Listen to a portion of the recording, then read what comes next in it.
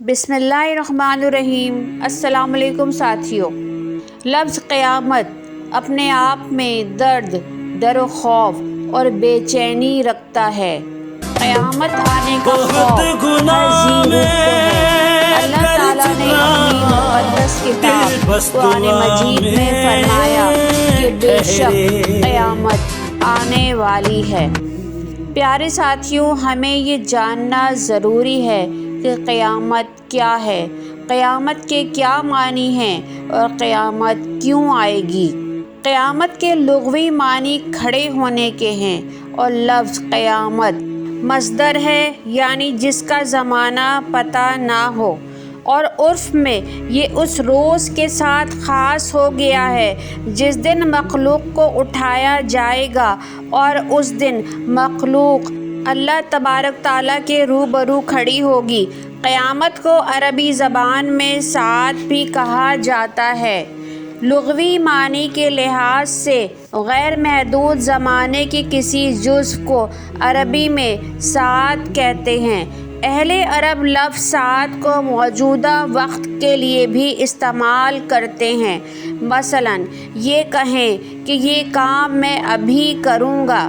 قیامت کو ساعت اسی وجہ سے کہا گیا ہے کہ وہ اس قدر قریب ہے کہ ابھی آ جائے، یا اس بات کی تنبیہ کی غرض سے قیامت کو ساعت کہا گیا ہے کہ قیامت کے روز مخلوق آنے واحد میں ختم ہو جائے گی اور سب کچھ منٹوں میں تباہ و برباد ہو جائے گا۔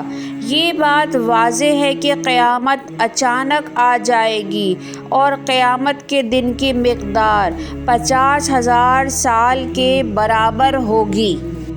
قرآن مجید کی سورہ ہود آیت 103 میں اللہ تعالیٰ فرماتا ہے، وہ یعنی آخرت کا دن ایسا ہوگا جس میں تمام آدمی جمع کیے جائیں گے، اور وہ سب کی حاضری کا دن ہے، اور اس کو صرف تھوڑی مدت کے لیے ملتوی کیے ہوئے ہیں۔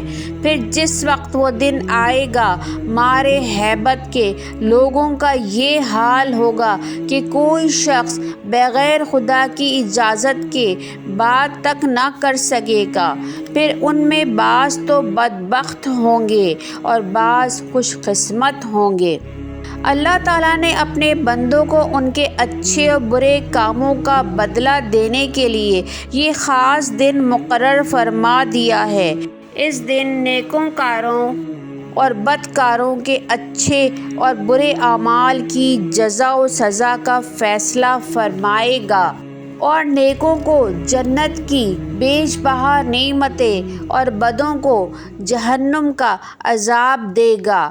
اسی دن کا نام قیامت ہے۔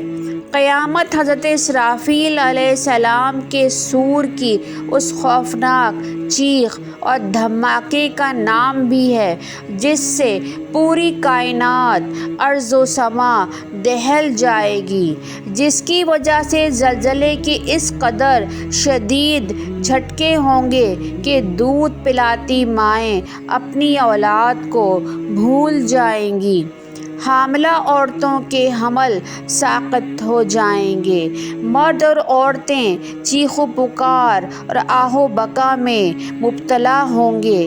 زلزلوں کی شدت سے انسان، جانور اور تمام جاندار مرنا شروع ہو جائیں گے۔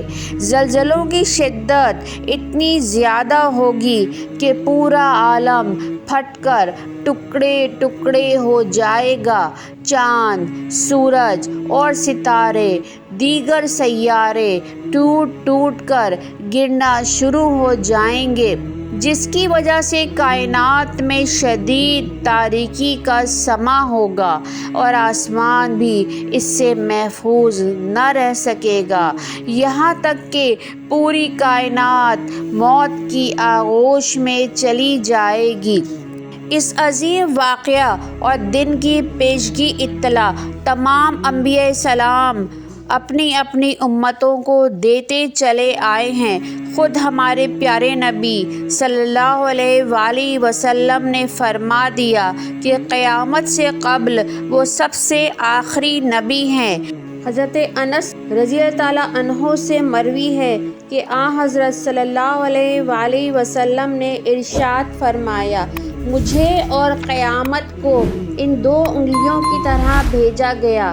اس موقع پر حضور اکرم صلی اللہ علیہ وآلہ وسلم نے اپنی 2 انگلیوں سے اشارہ فرما دیا، یعنی جتنا فاصلہ انگشت شہادت اور درمیانی انگلی میں ہے اتنا ہی فاصلہ مجھ میں اور قیامت میں ہے۔